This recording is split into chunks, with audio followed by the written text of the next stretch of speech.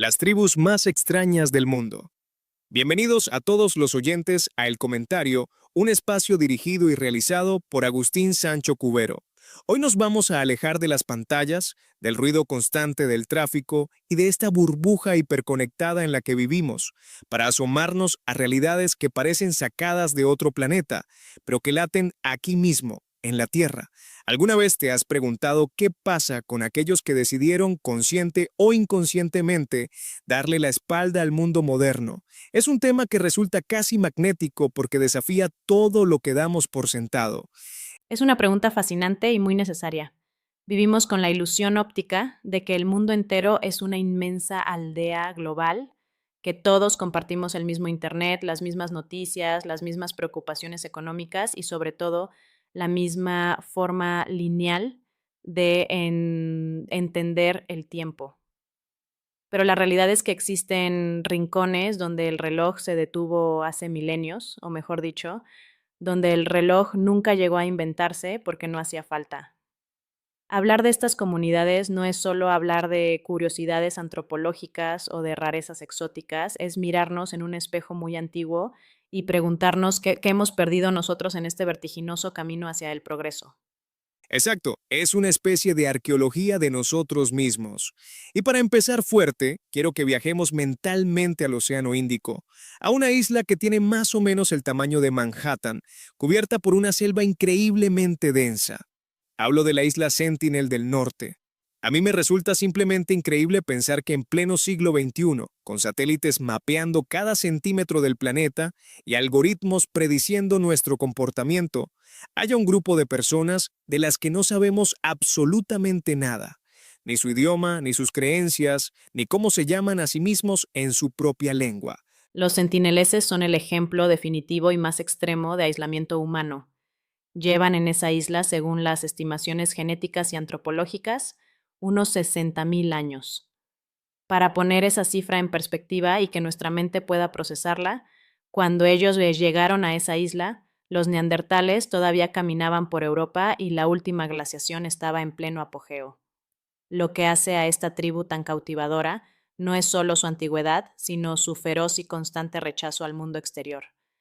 Cada vez que alguien ha intentado acercarse, ya sea un explorador británico del siglo XIX, un helicóptero del gobierno indio después del tsunami de 2004 o un misionero moderno, la respuesta siempre ha sido exactamente la misma: una lluvia de flechas. Es como una defensa inmunológica a nivel cultural, ¿verdad? Ellos saben, de alguna manera ancestral, que el contacto exterior trae destrucción, y la historia documentada les da toda la razón. Cuando los británicos, en su afán imperialista, secuestraron a un par de ancianos y niños sentineleses hace más de un siglo para estudiarlos, los ancianos enfermaron y murieron rápidamente por patógenos para los que no tenían defensas. Es como si el mundo moderno fuera literalmente un virus letal para ellos. Totalmente. Y eso nos plantea un dilema ético tremendo, uno de los más grandes de la antropología moderna. Por un lado está nuestra insaciable curiosidad científica, el deseo humano de estudiar, catalogar y comprender todo lo que nos rodea. Por otro, está su derecho absoluto e innegable a la autodeterminación y a ser dejados en paz. El gobierno indio finalmente entendió la gravedad de esto y estableció una zona de exclusión estricta alrededor de la isla. Es un acto de respeto sin precedentes en la historia moderna. Admitir que la mejor forma de proteger a una cultura y de proteger sus vidas es ignorarla por completo. Es una renuncia al control que rara vez vemos en los estados modernos. Me encanta esa idea. La protección a través del olvido deliberado. Es poético. Pero cambiemos radicalmente de escenario. Pasemos de una isla impenetrable a la inmensidad del océano abierto en el sudeste asiático. Hay un grupo de personas que no solo han adaptado su cultura a su entorno de una manera asombrosa, sino que sus propios cuerpos han evolucionado genéticamente para sobrevivir en el mar. Hablo de los conocidos como nómadas del mar.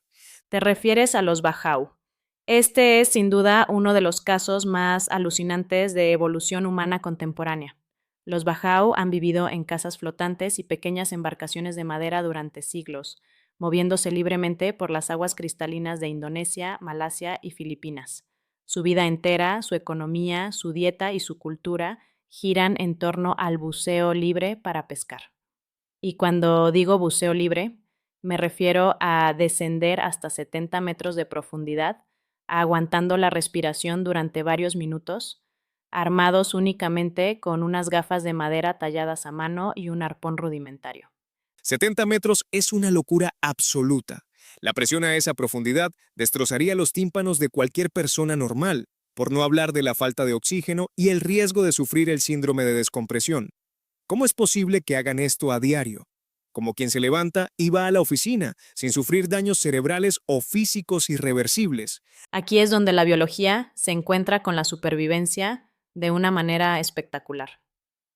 Estudios médicos y genéticos recientes han descubierto que los Bajau tienen mutaciones en su ADN únicas en el mundo. Su vaso es, en promedio, un 50% más grande que el de las poblaciones vecinas que viven en tierra firme. El vaso funciona como un tanque de reserva de glóbulos rojos oxigenados. Cuando el cuerpo humano se sumerge en agua fría y retiene la respiración, se activa el reflejo de inmersión de los mamíferos.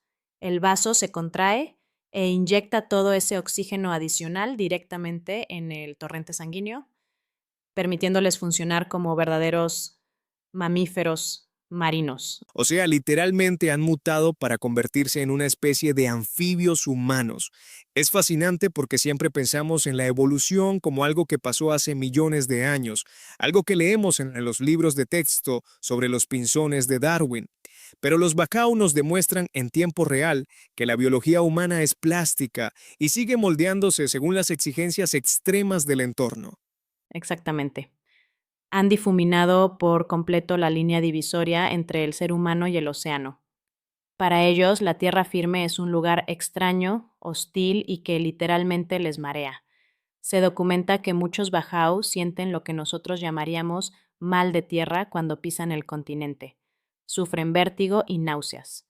Su concepto de hogar no está anclado a coordenadas geográficas fijas en un mapa político, sino a las corrientes marinas, la migración de los peces, los arrecifes de coral y las mareas. Es una concepción de la propiedad, de la frontera y del territorio completamente fluida. Sin embargo, hoy en día se enfrentan a un gran drama.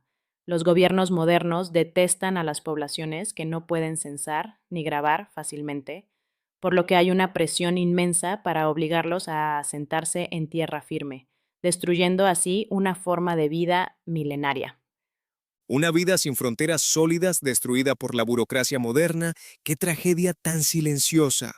Ahora, si cruzamos el mundo hacia el continente africano, nos encontramos con otra tribu que desafía nuestra forma de percibir la realidad, pero esta vez desde la aridez del desierto y a través de algo tan cotidiano como el color.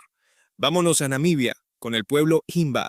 Físicamente son inconfundibles, especialmente las mujeres, con su piel y su cabello cubiertos de ese característico barro rojizo. El otjise es una pasta artesanal hecha de grasa de mantequilla, ceniza y ocre que se aplican meticulosamente todos los días. Para los ojos occidentales es un rasgo estético muy llamativo, casi escultural, pero en realidad es una maravilla de la adaptación.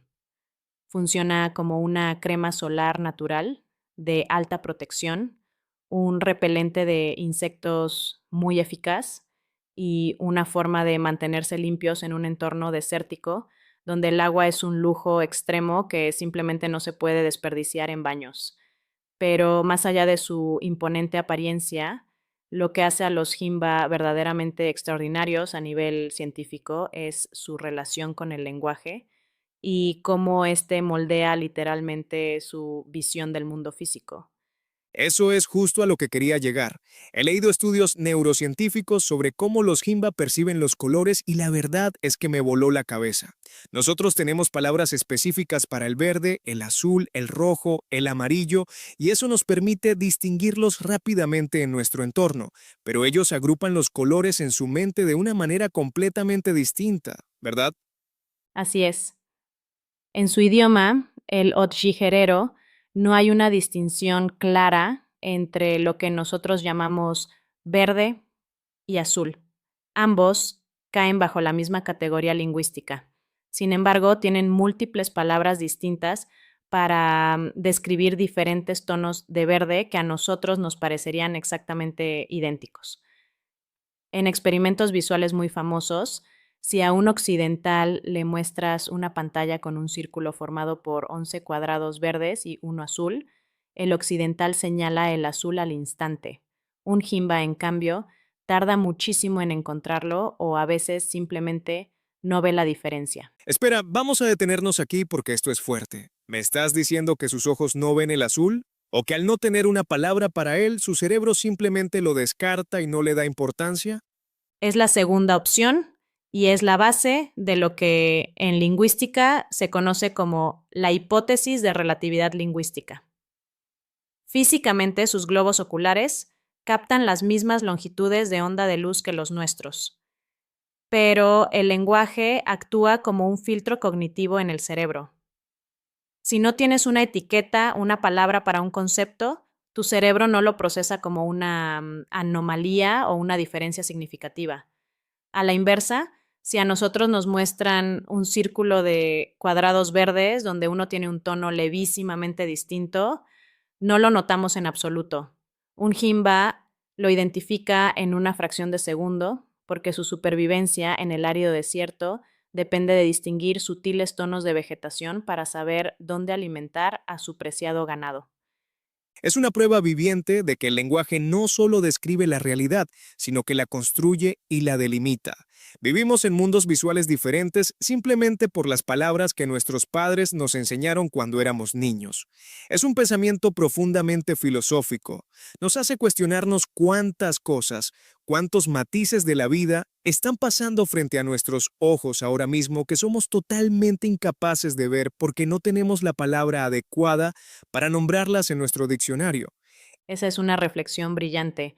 Y si hablamos de cómo el lenguaje construye la realidad y limita lo que podemos experimentar, tenemos que viajar al corazón de la selva amazónica de Brasil.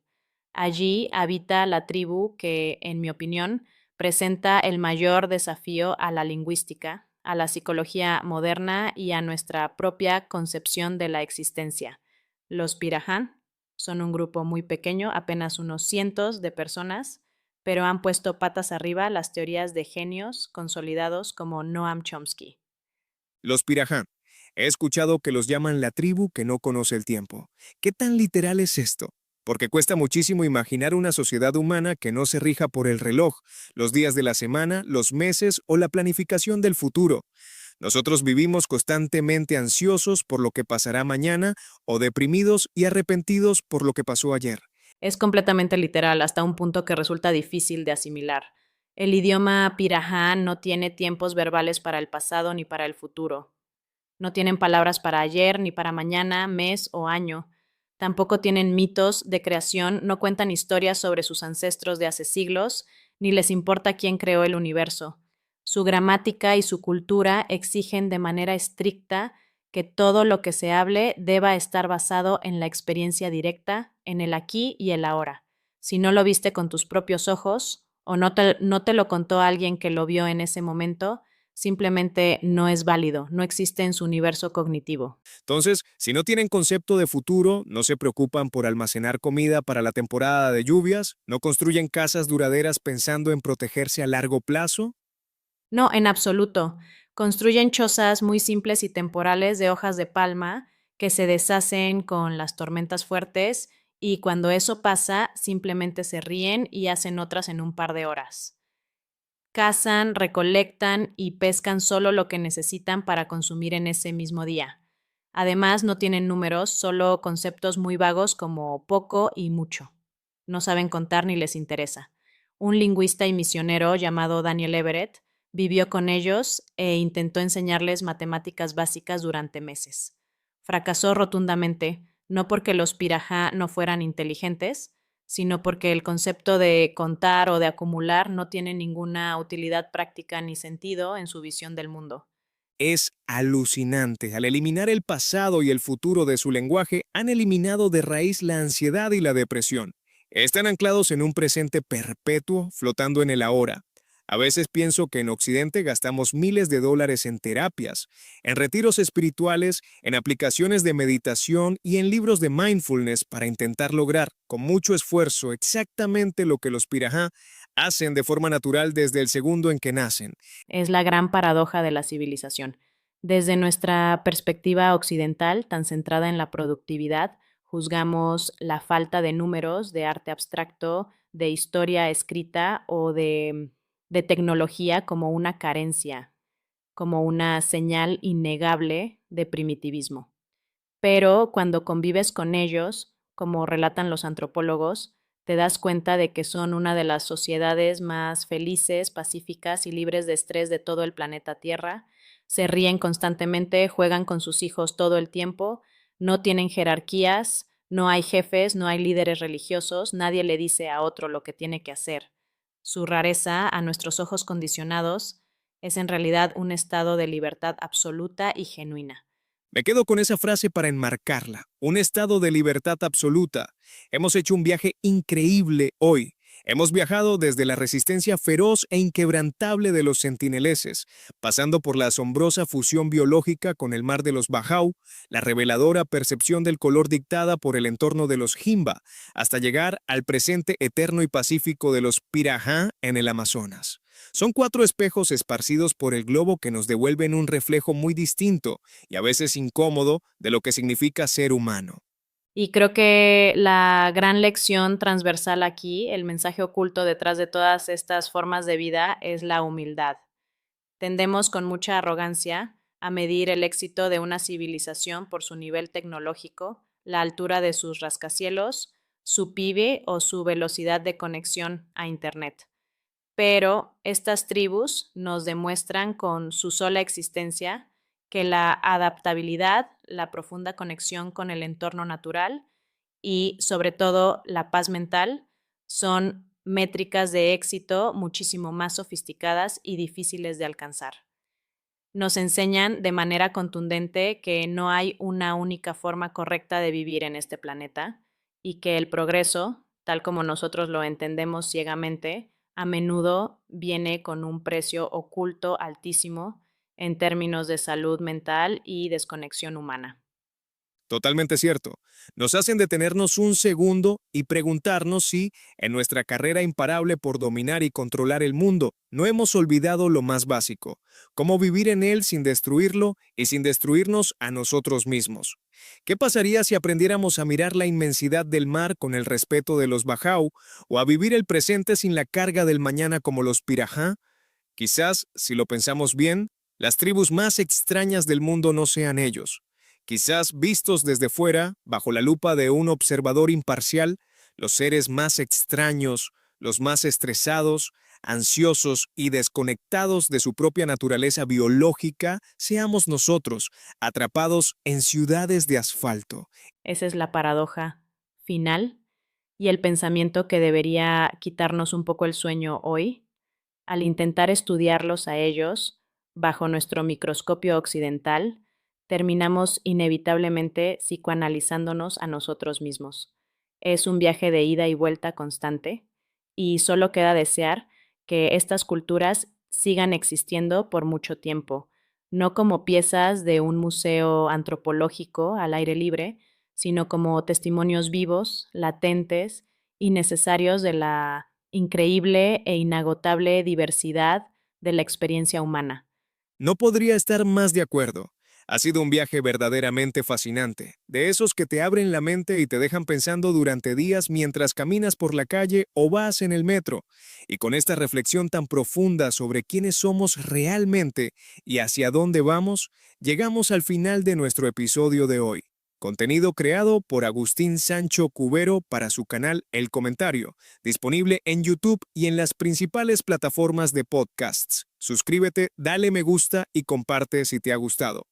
Así me apoyas para seguir creando contenidos. Muchas gracias. Contenido creado por Agustín Sancho Cubero para su canal El Comentario, disponible en YouTube y en las principales plataformas de podcasts. Suscríbete, dale me gusta y comparte si te ha gustado. Así me apoyas para seguir creando contenidos. Muchas gracias.